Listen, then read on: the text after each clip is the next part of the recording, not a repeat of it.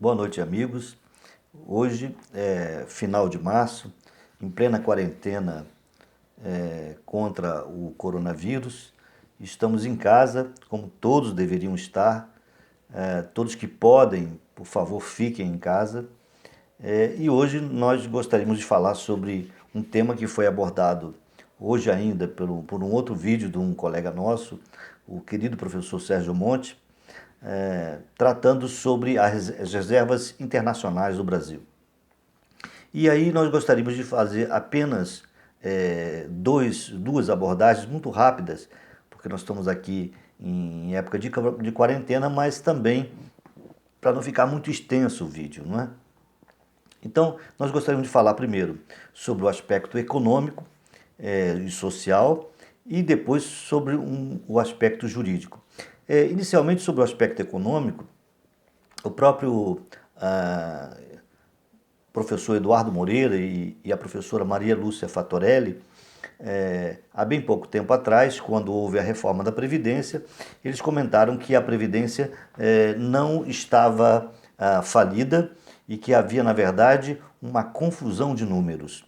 E que o grande problema da dívida brasileira, do déficit brasileiro, vamos dizer assim, centrava na questão da rolagem de dívidas, de uma dívida com o sistema financeiro, do Estado com o sistema financeiro, e essa dívida, inclusive, teria sido, digamos assim, auditada pelo Congresso Nacional e, em boa parte, não foi descoberta a origem e se toda essa dívida, inclusive, já teria sido paga. O fato é que esse seria, então, o problema central do déficit, digamos assim, do déficit primário ou do déficit corrente do Estado brasileiro vinculado ao sistema financeiro, aos bancos, não é? Então, isso eu estou abordando porque a gente vai chegar também ao tema que foi objeto do vídeo do professor Sérgio Montes, que é a questão das reservas internacionais. Então, veja, hoje nós estamos vivendo um momento de crise, a maioria da população, ainda bem, está em casa, porque esse é o melhor encaminhamento, é a recomendação da Organização Mundial de Saúde, e essa indicação e recomendação devemos seguir. Boa parte da população, grande parte, está em casa, seguindo essas recomendações, e uma boa parte dos brasileiros não tem como buscar recursos para sobreviver num momento desse. E nessas ocasiões, o Estado precisa socorrer o cidadão, precisa socorrer o seu habitante, né, do país, e nós temos recursos. Quer dizer, o fato é que, apesar do discurso de algumas autoridades, do governo federal principalmente, de que não há recursos, isso não é uma verdade na nossa visão.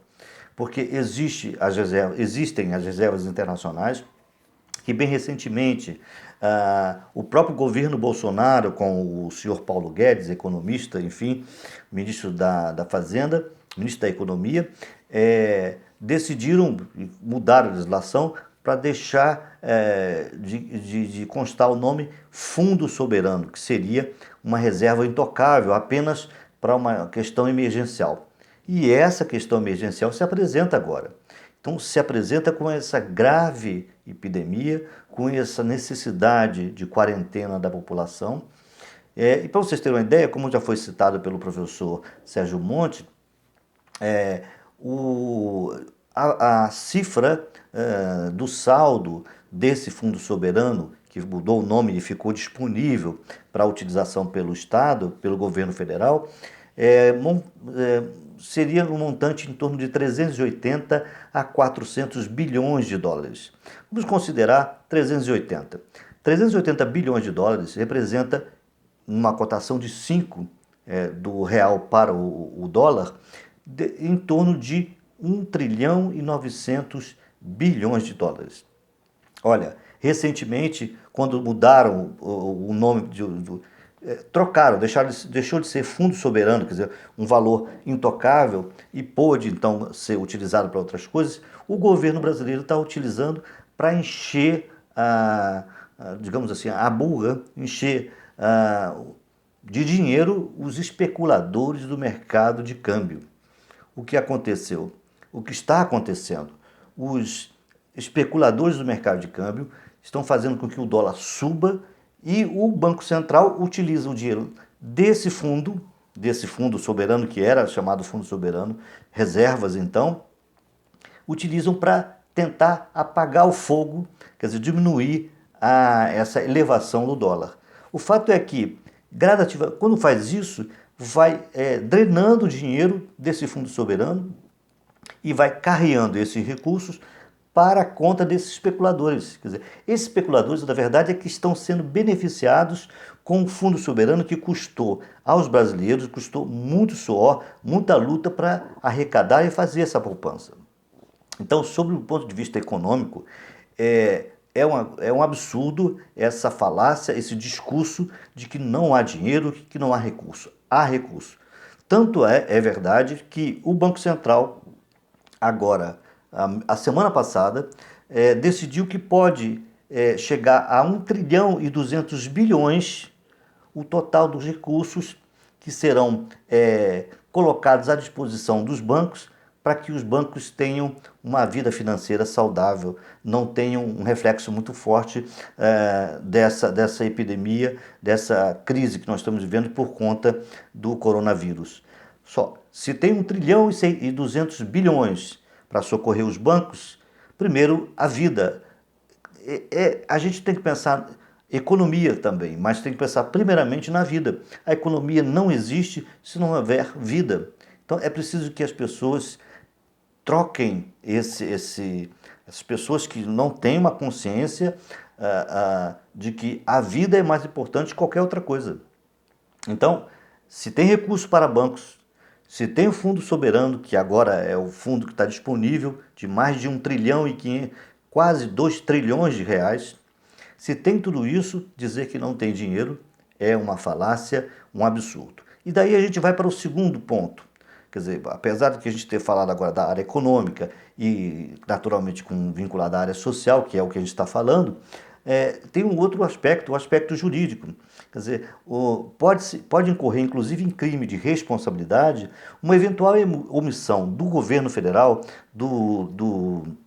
das autoridades, que não utilizarem os recursos considerando que a vida é o mais importante, não utilizarem esses recursos para socorrer as populações menos favorecidas, aos miseráveis e aos milhões de brasileiros que, se já não estavam em situação difícil, agora se encontram com dificuldades imensas. Então, nesse aspecto,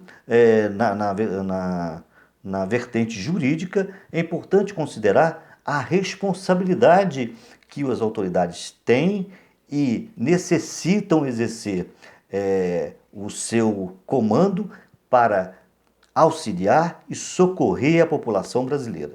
Então, nesse sentido, penso eu que se o Estado brasileiro não fizer isso, estará incorrendo em omissão danosa e, na minha visão, omissão criminosa. Então, nesse sentido, eu penso que não fazendo digamos assim, essa movimentação no sentido de ajudar os menos favorecidos, o Estado brasileiro, através de suas autoridades, estará, com a sua omissão, estará provocando danos, estará atuando de forma criminosa contra essa população, contra os brasileiros. Então, esse é um aspecto que eu gostaria também de pontuar, porque eu penso que nós temos aqui a questão jurídica, a questão social e a questão pelo viés econômico. Bom, era essa abordagem que eu gostaria de fazer.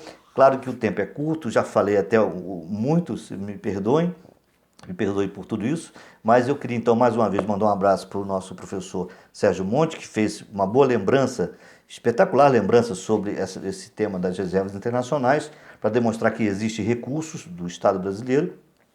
E então a gente encerra por aqui, esperando encontrar vocês numa outra ocasião, ainda durante esse período de quarentena, para conversarmos sobre temas que nos interessem para o bem-estar social. Um abraço e uma boa noite.